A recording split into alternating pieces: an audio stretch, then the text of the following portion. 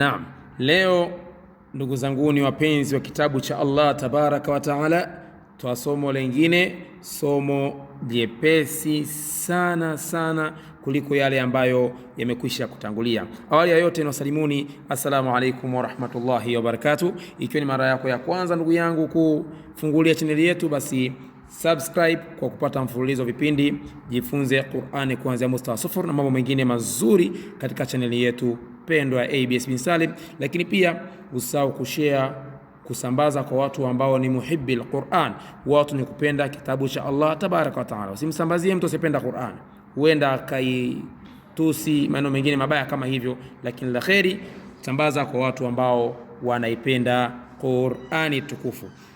Pia kadhalika leo tutakuwa na somo jepesi kama nilivyowaambieni, ni somo ambalo laitwa kwa kitaalam idgham, lakini hapa tutasoma idgham kwa moja kwa moja kwa kuwa muda wake wa tajwidi hatujafikia.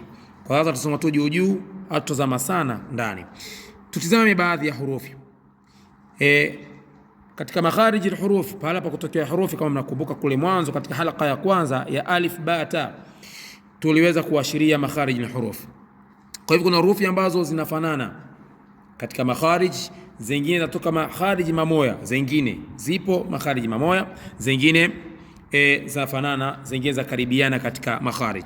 Basi hurufi hizo ikitokea zikakutana na hurufi hizo mbili, mathalan tukichukulia dal na ta, tamka dal, tamka ta, mwenyewe chukua takio tazame dal ta, utalahidhu pale kuwa dal na ta makhariji zake zinakurubiana kiasi kubwa sana.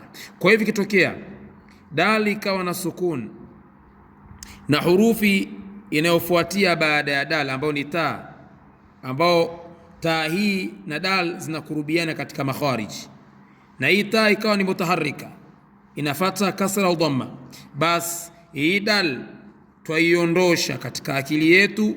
Baada ya kuiondosha dal twaipaita shadda, ta inapata shadda, itakuwa mfano wa hapa chini. Utaona dal haipo, tumeipata shadda, itakuwa qatta, lakini asili yake qadata, shadda itoe kwanza qadata. Baada ya kutanganya dal na ta, kwa kuwa makhariji zake zimekurubiana katika kutoka, basi twafanya hivi kitendo qatta, si qadata. Badala ya kuwa qadata imekuwa qatta.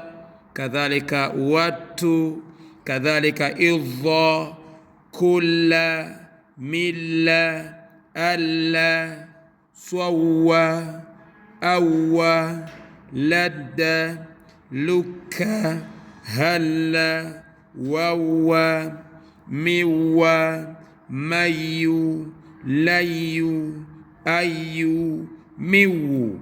Tuende katika baadhi ya maneno ambayo katika Mushafu Sharif. Bismillah, nabda. Qad tabayyana ar-rushd, qad tabayyana ar-rushd,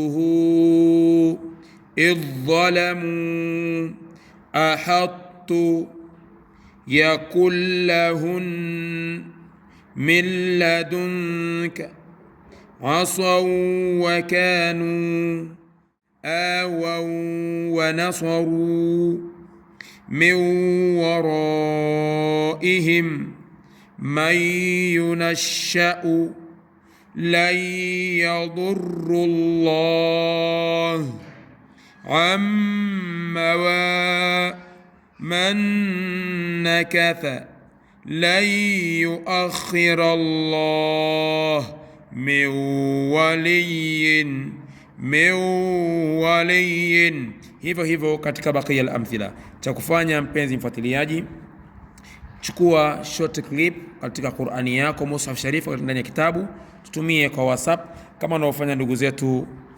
Allah alipe kila kheri.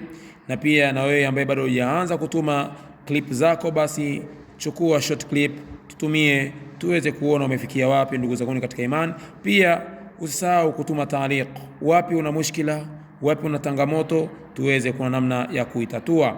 Ala kulli hali usisahau kutuombea dua na kumswalia Bwana Mtume sallallahu alaihi wasallam katika taaliki yako. Natakieni siku njema. Allah wabarik sana. Wassalamu alaikum warahmatullahi wabarakatuh.